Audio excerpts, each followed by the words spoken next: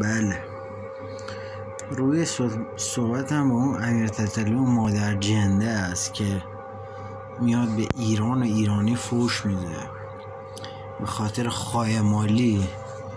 هر گویی که دلش میخواد میخوره و هیچکی هم هیچی نمیگه. و جالبش اینه که یه سری هم کامنت میذارن ما اگر فوشکشمون هم کنی تو هم با سلطان مای خار کسته کیرش کرده تو چش خار مادرت. سلطان توی، کیرم تو ناموس خودت سلطانت، کیرم تو قبر پدر سلطانت. مادر جنده همین شما خوبین براش کیر بکنه تو اول تا آخرتون، هیچ کدومتون هم صداتون در نیاد. باز دم این دختره گرم، نمیدونم اسمشم چیه، میاد فیلم میذاره امیر تتلو و حولو و همه رو کیرکش میکنه. یه ما شما مادر جنده ها باز شدین چوس نمیدونم خواننده ها گندشن.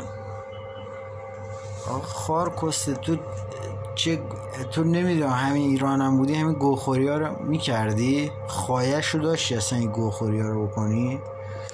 نیستی دیگه، خواهش هم نداری.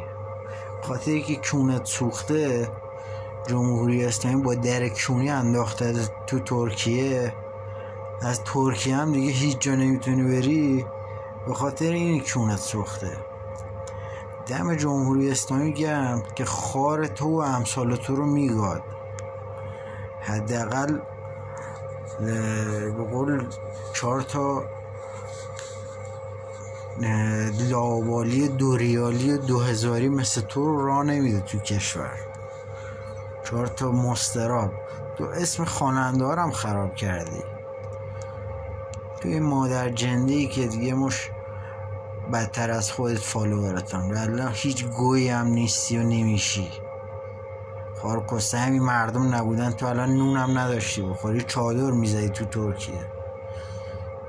کیر تو ناموس اول تا آخرت.